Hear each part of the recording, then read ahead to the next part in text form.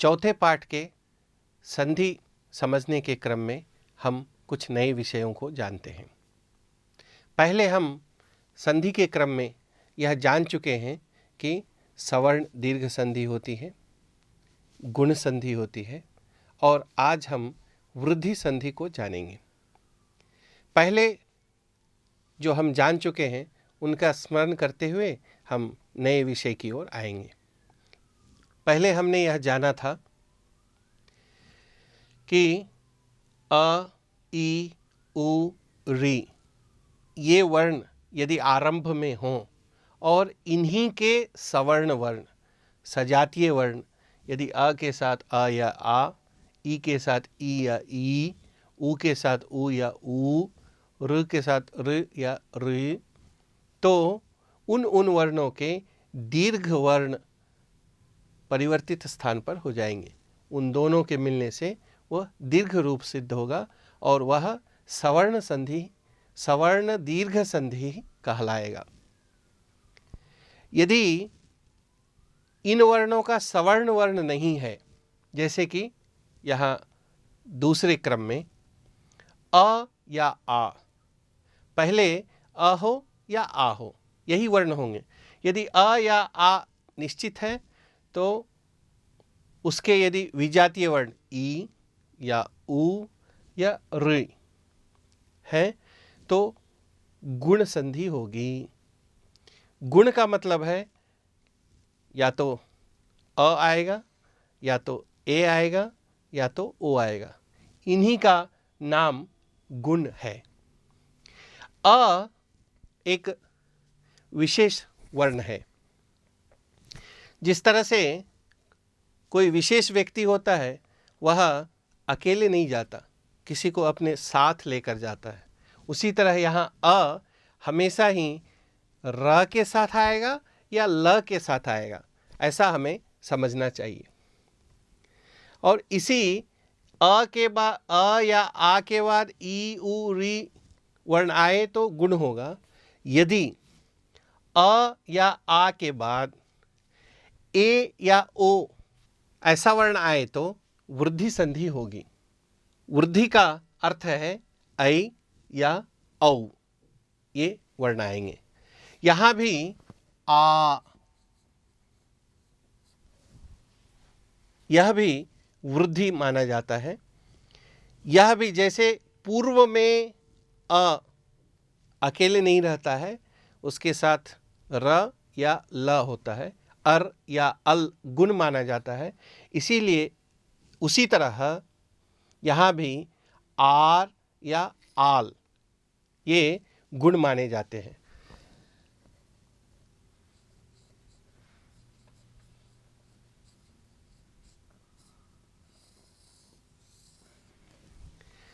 लेकिन इस पाठ में हम इनको अभी नहीं देखेंगे, कभी विशेष रूप से हम आगे इसकी चर्चा करेंगे। यहाँ ए और ओ किन किन परिस्थितियों में आते हैं इसकी हम इस पाठ में चर्चा करेंगे।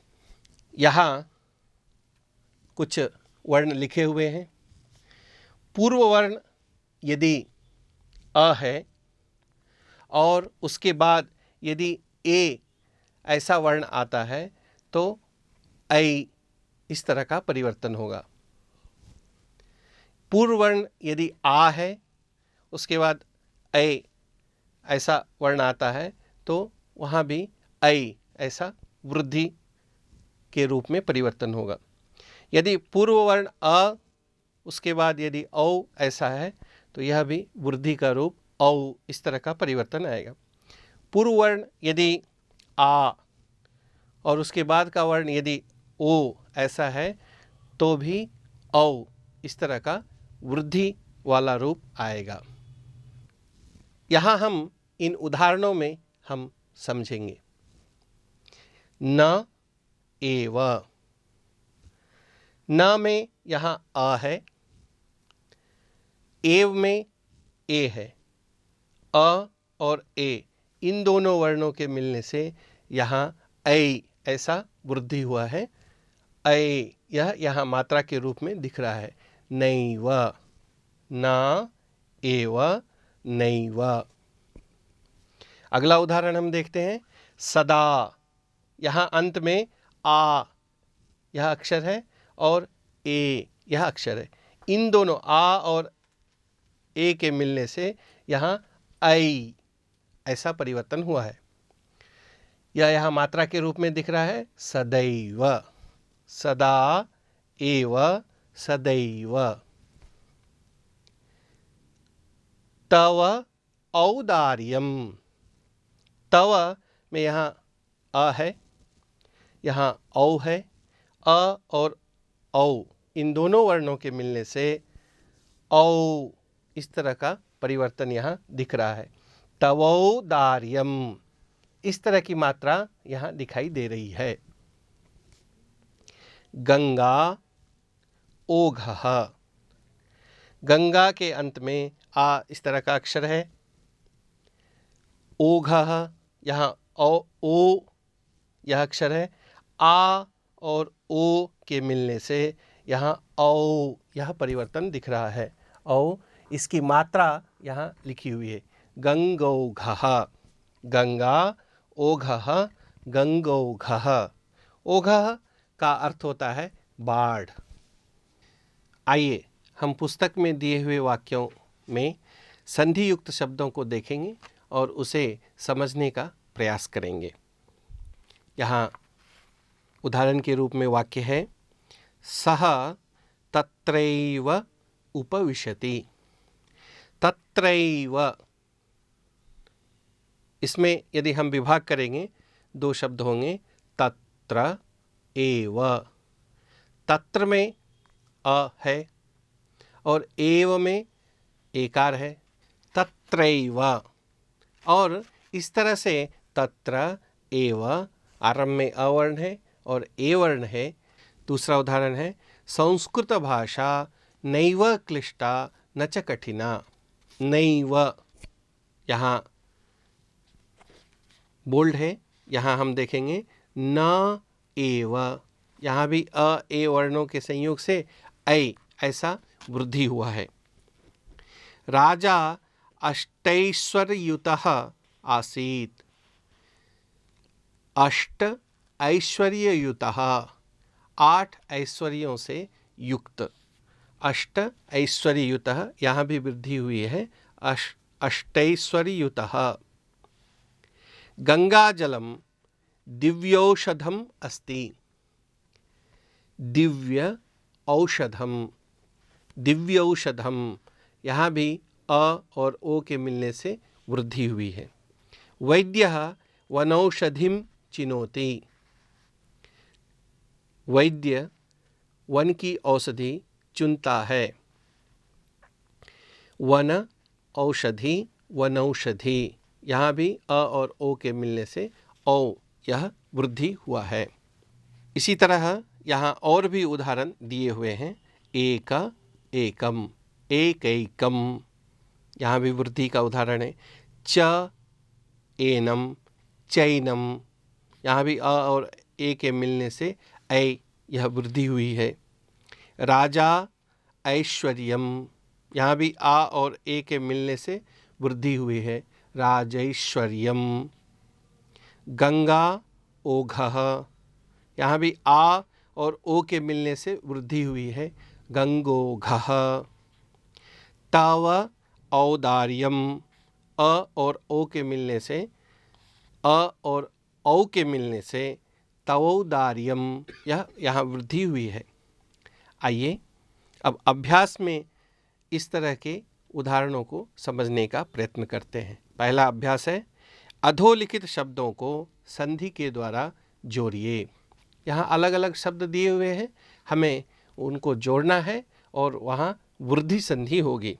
जैसे पहला उदाहरण है, सदा एव। आ और ए को जोड़ने के बाद वृद्धि हो जाएगी, सदैव। महा ऐश्वर्यम, यहाँ भी आ और ऐ को जोड़ने पर महेश्वर्यम वृद्धि होगी। तस्य ओदनम, यहाँ भी अ और ओ को जोड़ने पर औ वृद्धि हो जाएगी, तस्यौदनम।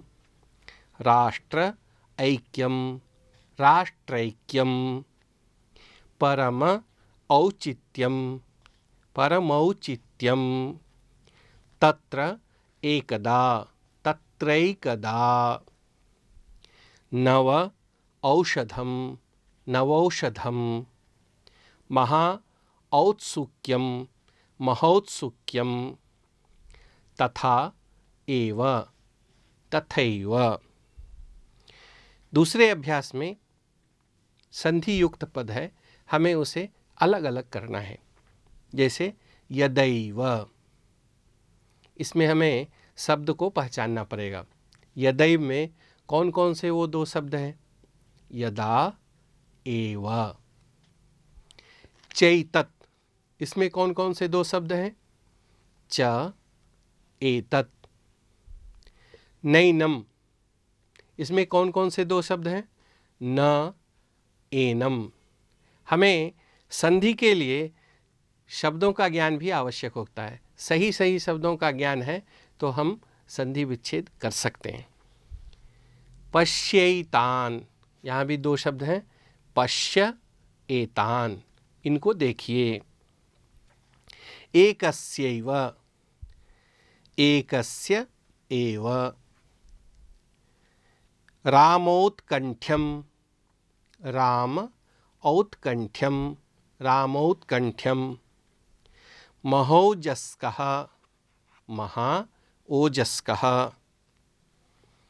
पक्वौदनम, पक्व ओदनम, पक्वोदनम।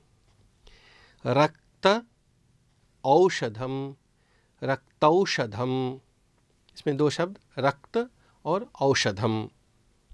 जनैक्यम, जन ऐक्यम, जनैक्यम। इस तरह हम वृद्धि संधि का अभ्यास कर सकते हैं। पृष्ठ संख्या 38 में एक श्लोक दिया हुआ है। प्राज्ञः धनानि जीवितं चैव परार्थे उत्सृजेत। यहाँ पर चैव यह शब्द आया है।